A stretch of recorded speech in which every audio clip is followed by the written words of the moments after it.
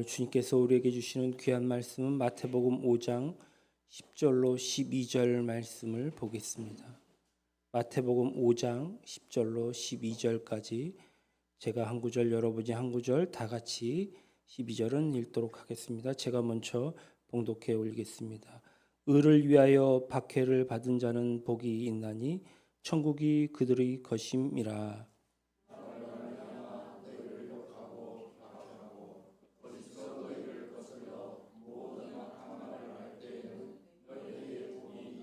같이 즐거워하라. 하늘에서 너희 상이 큼이라. 너희 전에 있던 선지자들도 이같이 박해하였느니라. 아멘. 옆 사람과 인사하겠습니다. 행복하세요. 축복합니다. 할렐루야. 환절기입니다. 감기 조심하시고.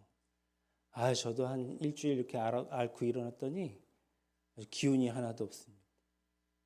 염려하시지 않아도 될 것은 제가 음성입니다. 그렇기 때문에 걱정 안 하셔도 될 것 같습니다. 우리 사모님은 못 나왔어요. 어제 밤새 또 수액 맞고 그랬는데 몸살이 또 난 것 같아요. 예년에 이맘때 이 날씨면은 3층에 있었을 때는 에어컨을 다 가동했었어야 될 거예요. 그런데 우리 교회가 시원하네요.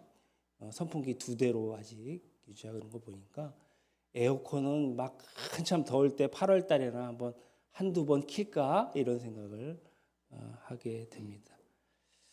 어쨌든 이렇게 시원한 곳으로 인도하신 하나님께 감사를 드립니다. 오늘 주를 위해 박해를 받으면 이라는 제목으로 말씀 나누길 원합니다. 예루살렘 성도들은 핍박을 받으면서도 밤중에 다락방에 모여서 소리 높여 기도했습니다. 사도행전 4장 29절로 30절에 보니까 주여 이제도 그들의 위협함을 굽어보시고 누군가의 위협을 받는 것 같아요. 또 종들로 하여금 담대히 하나님 말씀을 전하게 하여 주시오며 그럼에도 불구하고 종들로 통하여서 담대하게 복음을 전하게 해달라는 거예요.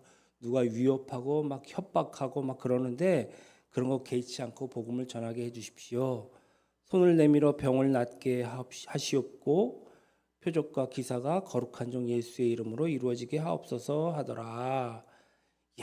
얼마나 용감한 모습인지 모릅니다.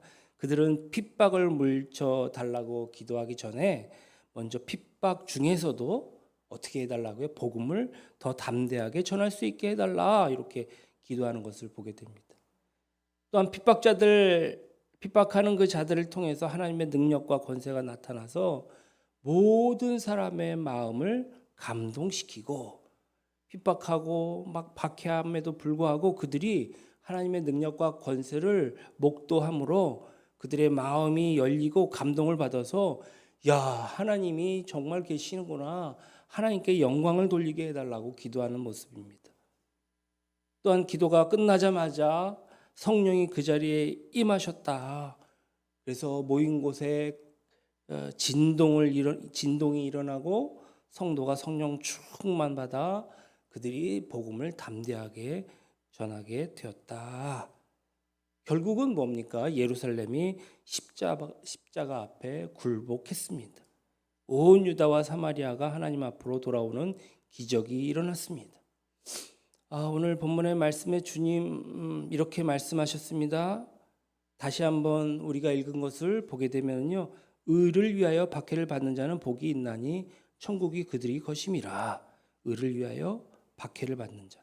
나로 말미암아 너희를 욕하고 박해하고 거짓으로 너희를 거슬려 모든 악한 말 할 때에는 너희에게 복이 있다. 너희에게 예수 전한다는 이유로, 예수를 믿는다는 이유로 정말 욕먹고 박해받으면 복이 있다는 얘기죠. 기뻐하고 즐거워하라. 하늘에서 너희 상이 큼이라. 너희 상이 크다. 너희 전에 있었던 선지자들도 이같이 박해하였느니라. 의를 위하여란 나를 인하여, 즉 예수님 때문에 라는 뜻이죠. 의를 위하여 박해를 받는다는 말은 예수님 때문에 박해를 받음을 의미합니다. 박해라는 말은 그 의미가 무척이나 무겁게 다가옵니다. 주님은 감옥에 끌려가서 고생을 하고 순교를 해야만이 박해받는 것이 아니다라고 설명하시면서 주님은 예수님 때문에 욕먹는 것, 예수님 때문에 모욕당하는 것, 이것도 박해다라고 말씀하십니다. 예수님 때문에 중상모략 당하고 예수님 때문에 손해를 보는 것도 박해다라고 하십니다. 박해는 가정에서도 일어날 수 있고요. 박해는요, 평화와 자유가 보장된 민주사회에서도 일어날 수 있습니다. 직장에서도 일어날 수 있어요. 2023년 사이비가 다스리는 나라에 살면서도 정치가 잘못되고 통치자가 잘못되어 일어날 수도 있습니다.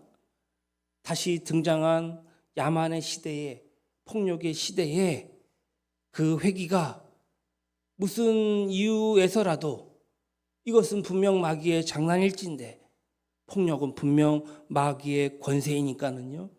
그러므로 어디에서나 이런 박해는 지금도 일어날 수 있는 것입니다.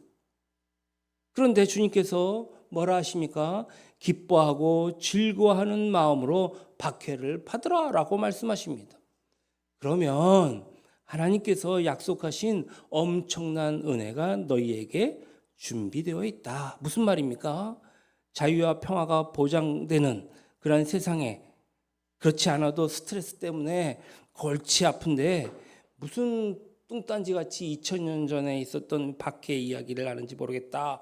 이렇게 생각할 수도 있습니다. 그러나 이렇게 생각하면 이 시간에 하나님께서 주시는 은혜는 놓쳐버리고 맙니다. 우리는 지금도 박해받고 있는 지구상의 수많은 성도들에게 뒤지지 않는 신앙생활을 해야겠다는 각오가 필요합니다. 뿐만 아니라 우리도 언제 박해를 받을지 모르기 때문에 그때를 대비하는 사람이 되어야 할 것입니다. 그리고 폭력을 시작한 이 미친 정부에 우리 사회에서 일어나는 아픔과 박해를 받는 이들을 생각하고 그들을 위해서 시국기도하는 하나님의 자녀들도 되어야 할 것입니다. 예수를 믿는 사람에게 핍박은 어쩌면 정상일지 모릅니다.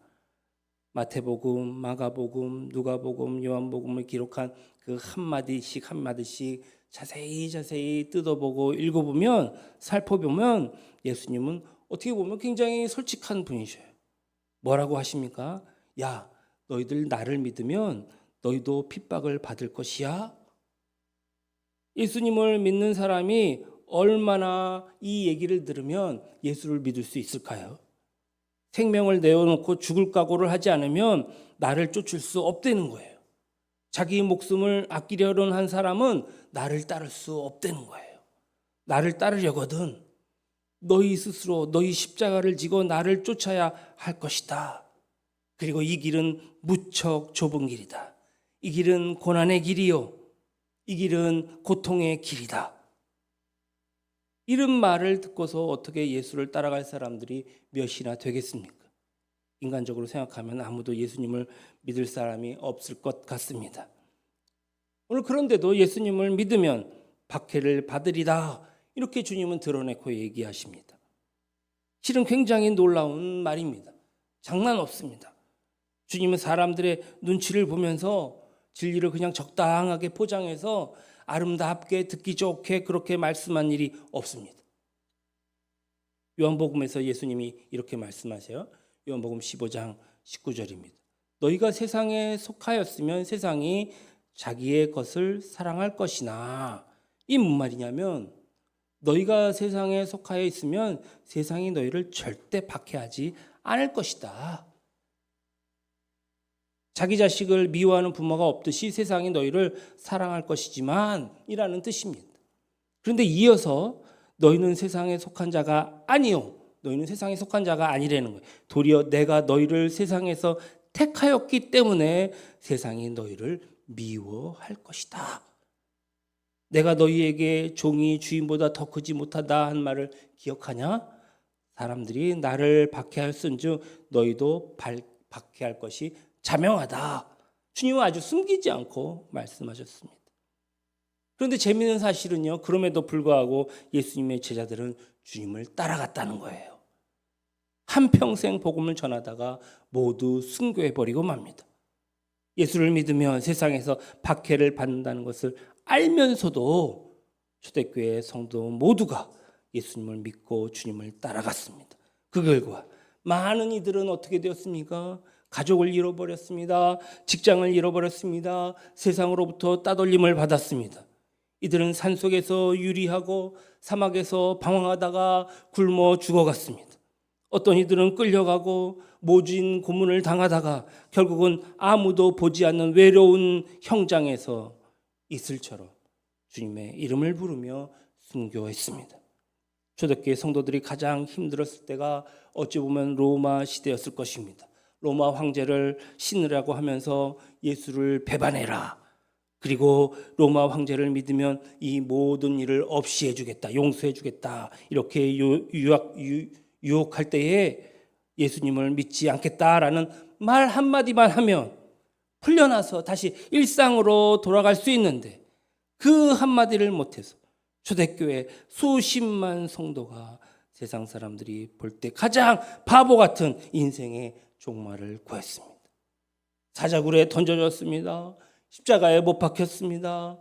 불로 화형당했습니다. 자녀들이 뿔뿔이 흩어져서 노예 신세가 되고 말았습니다.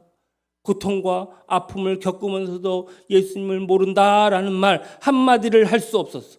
주님의 가신 그 길을 따라간 성도들이 얼마나 많은지 모릅니다. 일제 강점기에 일본은 우리에게 강교한 유혹을 했습니다. 천황이 신이니까 천황에게 절해라. 천황은 신이다. 그때 주기철 목사님은 다음과 같이 생명을 걸고 싸웠습니다. 구속당하기 얼마 전에 그 유명한 설교 중에 하나가 있습니다. 못합니다. 그리스도의 신부는 다른 신에게 정절을 깨트리지 못합니다. 못합니다. 그리스도의 신부는 일본 신사에 절하지 못합니다. 내가 아주 어렸을 때에 주님 안에서 자랐고 그리스도에게 충성을 10번이나 100번이나 맹세했습니다. 이제 드리리다. 이 목숨 하나만이라도 주님께 드리겠나이다. 결국 주기철 목사님은 감옥에 들어가서 그는 결국 살아서 나오지 못하고 싸늘한 죽음이 되어 나왔던 것을 우리는 잘 알고 있습니다. 예수님을 믿는 사람에게 핍박은 어찌 보면 정상입니다. 그것은 예수님을 따라가는 것을 의미합니다. 베드로처럼 목숨을 부지하겠다고 예수님을 부인하고 예수님을 저주한 그런 사람은 그 상처가 얼마나 큰지 평생 거기서 헤어나지 못한다고 했습니다. 물론 나중에 회개하고 예수님께로 돌아온 사람들도 많이 있습니다. 그러나 나는 한때 예수님을 모른다고 부인했는데, 나 살겠다고 예수님을 버렸는데 하는 이 가책 때문에 날마다 스스로 괴롭히며 자기 스스로 괴로워한다고 합니다. 한경진 목사님을 우리는 잘 압니다. 우리 젊었을 때 그가 기독교 노벨상이라고 하는 템플턴 상을 수상했습니다. 경사스러운 아주 축하할 일에 교계 인사들이 다 모여서 예배를 드린 후 식사를 했습니다. 그런데 인사하기를 위해서 나온 한경진 목사가 그의 입에서 엄청난 충격적인 말을 했습니다. 여러분, 저는 죄인입니다. 저는 일본 신사 앞에 절한 죄인입니다. 절했다는 것도 놀라운 일이지만 반세기가 지난 시점에서 고백하는 그 용기 또한 놀라운 일이었습니다.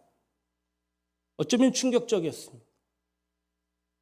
저희 예수교 성결교는 신사참배하지 않았다는 이유로 한때 우리 교단이 없어진 적이 있습니다. 아예 일본 사람들이 없애버렸어요. 그러나 그것에 굴하지 않고 우리는 끝까지 정조를 지켰거든. 그동안 가슴에 얼마나 가책이 많으셨을까요? 참 한참 된 통계이긴 하지만은 21세기에 들어선 전 세계에 한 2억에서 2억 5천 정도의 예수 믿는 사람이 있다고 합니다. 그런데 이들 중에 대부분이 예수를 믿는다는 이유 때문에 혹독한 핍박을 당하거나 현재도 당하고 있다는 것이. 조금만 생각해봐도 그 말이 전혀 과장이 아님을 알 수 있습니다. 최근까지 전체주의화되어진 이 중국이야말로 정말 종교 말살 정책으로 인하여서 많은 믿는 자가 뿔뿔이 흩어지거나 핍박당했습니다. 또한 아프리카, 동남아시아, 서아시아 이 두루 퍼져 있는 이 모슬렘화되어진 나라에서 예수를 믿는다는 이유로 박해를 받으며 죽음을 면치 못한 사람들이 얼마나 많은지 모릅니다. 인권을 유린당하고 특히 북한의 기독교인들은 말해 무엇하겠습니까? 그 숫자는 어림잡을 수조차 없는 것입니다. 강간당하고 투옥되고 아까도 얘기했지만 가족들이 뿔뿔이 흩어져 격리되고 평생 중노동하다가 그 자리에서 죽어가는 것이 현재 우리가 살고 있는 지구촌의 믿는 자들의 현실인 것입니다. 우리는 이것을 분명히 알아야 합니다. 그리스도를 따라가는 길은 그저 품위를 지켜가며 소원을 이루고 정말 편안하게 사는 길만이 아닙니다. 박해를 각오하고 예수 그리스도를 믿는 것이 주님을 따라가는 길인 것입니다. 하나님께서 박해를 받는 성도들에게 최고의 상과 복을 주시겠다고 오늘 약속하셨는데 뭐라고 하셨습니까? 천국이 그들의 것이며 또 하늘에서 너희의 상이 큼이라 하신 약속입니다. 적당한 상이 아닌 것 같습니다. 엄청나게 큰 상을 준비했다 했습니다. 여기서 천국이라는 말은 단순히 예수를 믿고 구원받아서 하늘나라로 올라가는 것을 의미합니까? 만일 큰 상이 그런 것이라면 천국을 상급으로 개념하는 후지 우리가 반복해서 이 얘기를 언급할 필요는 없을 것 같습니다. 예수를 믿으면 다 들어가는 곳이 천국 아니겠습니까? 그것을 특별히 하나님이 주시는 복으로 굳이 말할 필요가 있을까요? 여기서 천국은 어디입니까? 우리 마음에 임하는 하나님의 임재를 가리킵니다. 주님이 다스리시는 세계가 내 마음에 내 심령에 임하는 것입니다. 그리고 하나님이 내 안에 임하시는 것을 직접 체험하는 데에서 오는 신비스러운 기쁨을 누리는 것입니다. 이것이 바로 천국입니다. 우리가 박해 당했다고 상상해 보십시오. 혹독한 매질과 핍박을 받다가 막다른 길에 오르면 오직 한 분, 그분을 놓치지 않기 위해서 나는 모든 것들을 다 전부 버려야 할 것입니다. 그것이 바로 예수 그리스도이십니다. 그분을 놓치지 않고 끝까지 붙들기 위해서는 우리는 모든 것을 다 포기하고 희생해야 하는 것입니다. 바울이 배를 타고 가던 길에 커다란 태풍을 만나 조난을 당했습니다. 그는 살아남기 위해서 배 안에 모든 물건을 내버렸다 했습니다. 결국 나중에는 자기들이 먹는 양식까지도 다 버렸습니다. 이제 결국 남은 것은 몸과 배만 남았습니다. 마찬가지로 핍박당하면 예수님 한 분을 끝까지 따라가기 위해서 우리는 때로는 형제도 버리고 처자도 버리고 나중에는 재산도 다 빼앗깁니다. 다 버리는 것입니다. 그렇게 되면 마음이 텅텅 비어버리겠죠. 빈 마음이 될 것입니다. 그런데요, 역설적으로 표현해서 그 빈 마음에 천국이 임하는 줄로 믿습니다. 내 마음에 예수님 외에 남아있는 것이 없으면 그 자리가 바로 천국이 되는 것입니다. 하나님이 임하시는 거룩한 천국입니다. 여러분, 이 앞번에 3절에 보면은 팔복에서 가장 먼저 나오는 말씀이 뭡니까? 심령이 가난한 자는 복이 있나니 어디가? 천국이 그들의 것이며 3절에 말씀하고 있습니다. 하나님께서 첫 번째로 약속한 행복과 그리고 마지막 12절에 약속한 그 행복은 모두 그 행복이 똑같은 걸 아십니까? 이로써 이 둘이 일맥상통한다는 것을 알 수 있습니다. 우리의 심령이 가장 가난해질 때에는 평안할 때, 환경이 넉넉할 때, 좋을 때가 아니라 박해를 당할 때입니다. 그때에 천국이 임한다. 그러므로 심령이 가난할 때 하나님의 약속한 복과 핍박을 받을 때에 하나님의 약속한 복은 같습니다. 니코합니다. 우리가 사랑하는 찬송이 있습니다. 주 예수보다 더 귀한 분은 없네. 이 찬양을 부르는 사람은 그 심령에 천국이 임합니다. 예수님 외에 귀한 것이 아무것도 없다는 얘기죠. 그러나 깊이 생각해 보면 양손에 이것저것 잔뜩 쥐고 입으로는 예수밖에 없네 하면서도 우리의 마음속에는 육신의 정욕과 안목의 정욕으로 만족하려는 그러한 욕심이 있습니다. 오히려 평안할 때에 모든 일이 잘 될 때에 예수 믿고 복받았다고 생각할 때에 더 마음을 비우지 못하는 것 같습니다. 사실 평화로울 때에 마음을 비우기가 쉽지는 않습니다.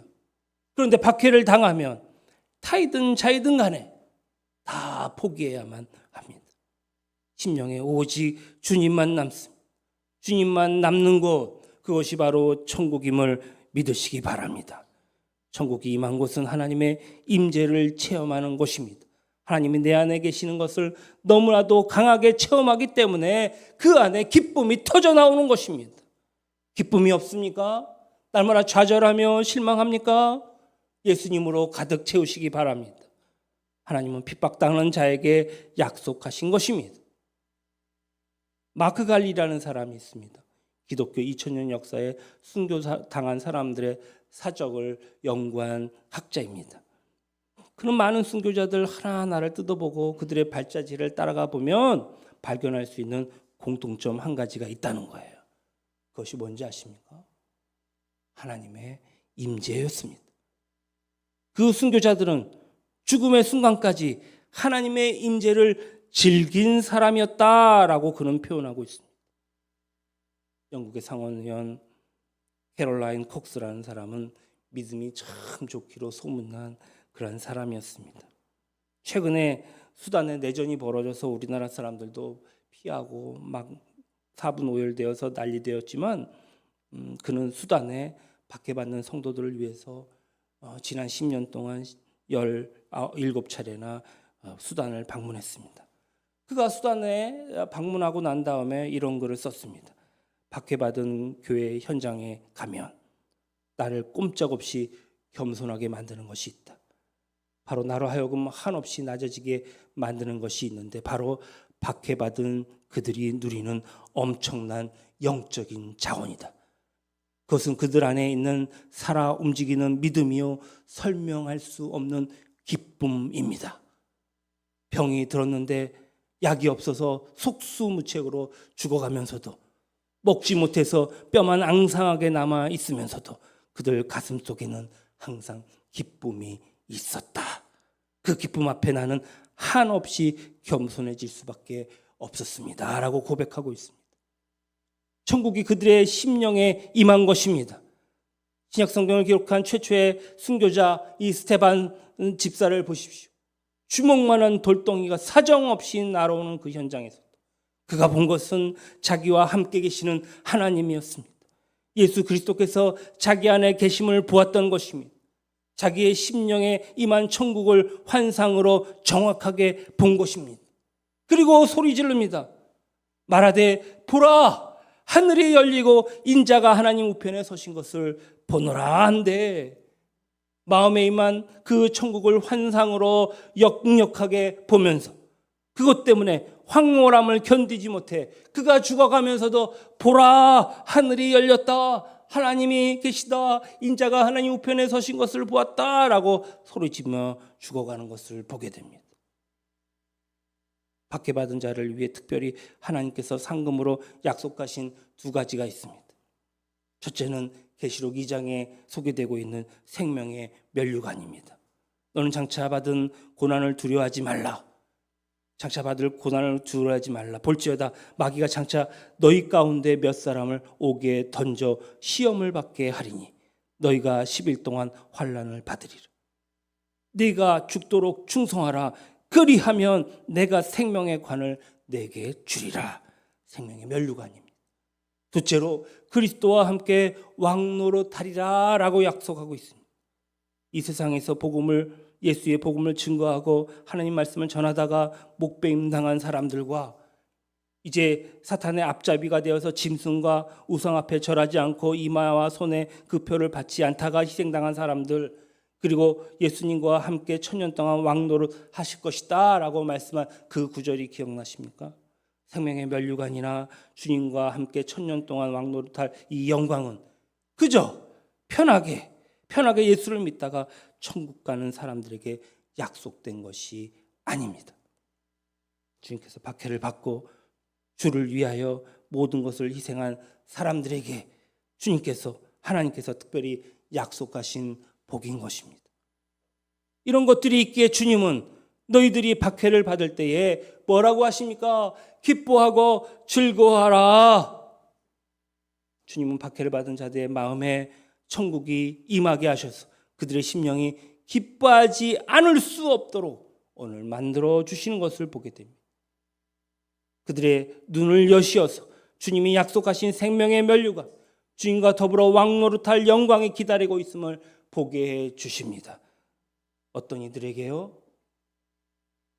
주를 위해 박해받는 자들에게, 스데반과 같이, 많은 희생당하는 믿는 자들과 같이.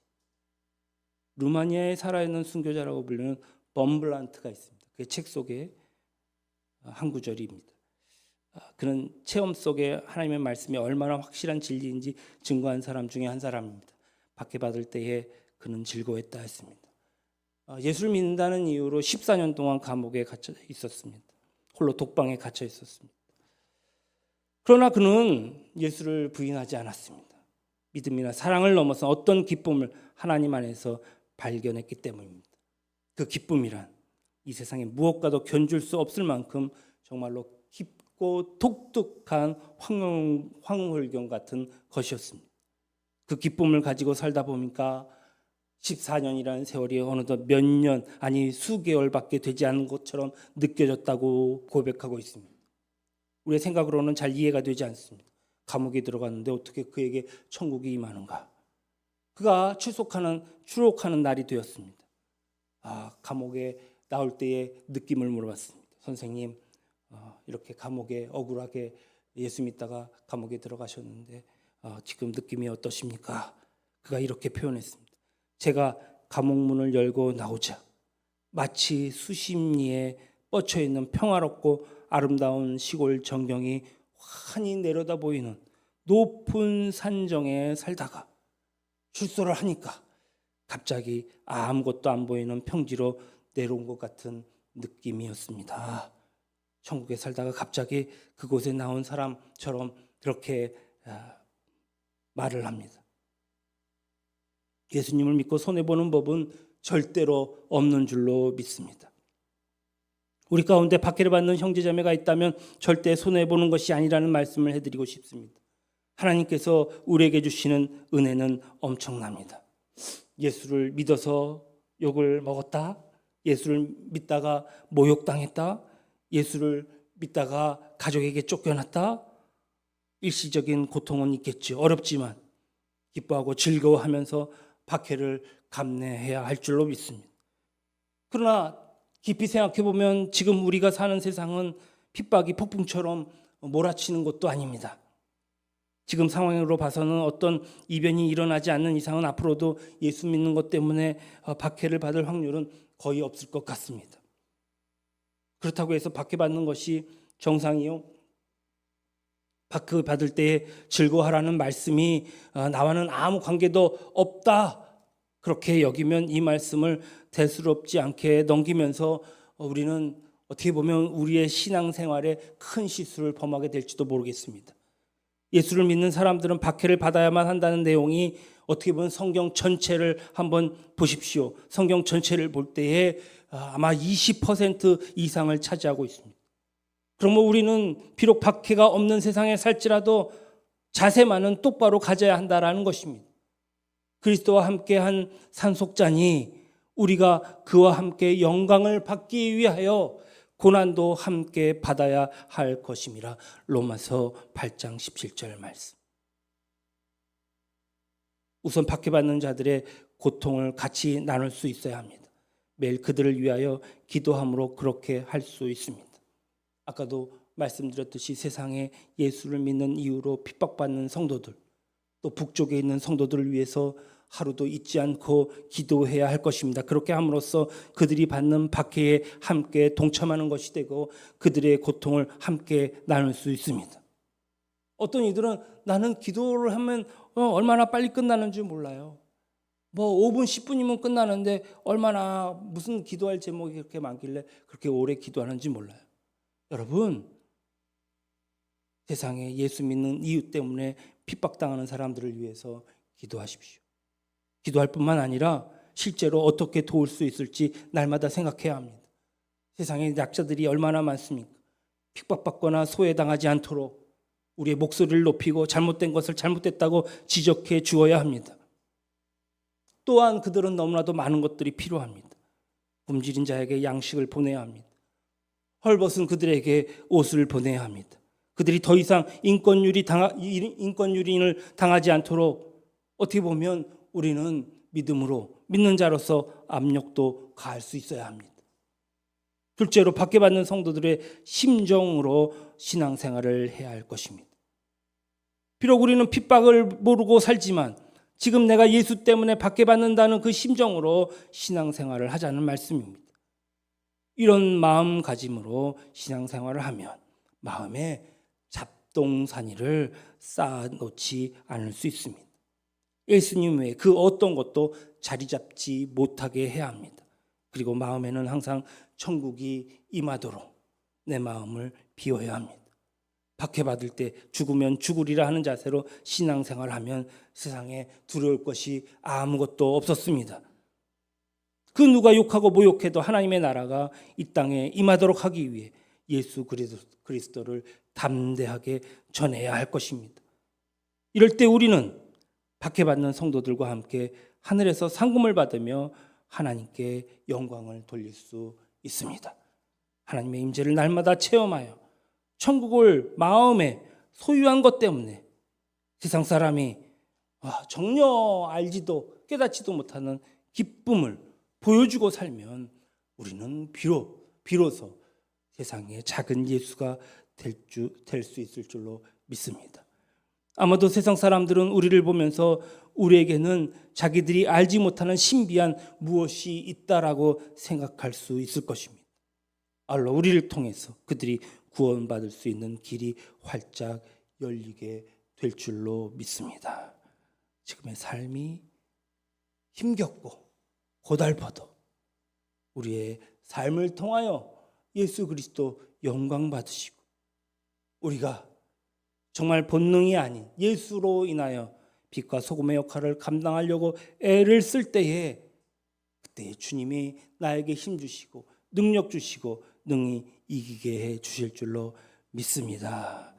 할렐루야. 기도합시다. 좋으신 하나님 감사합니다. 우리와 늘 함께 계시옵소서. 우리의 믿음의 눈을 영안을 열게 하시고 정말 믿음의 자녀로 살기에 부족함이 없도록 주님 박해받은 자와 같이 박해받고 있는 자와 같이 우리의 신앙생활을 새롭게 하옵소서. 거룩하신 우리 구주 예수님의 이름으로 감사하며 기도드립니다.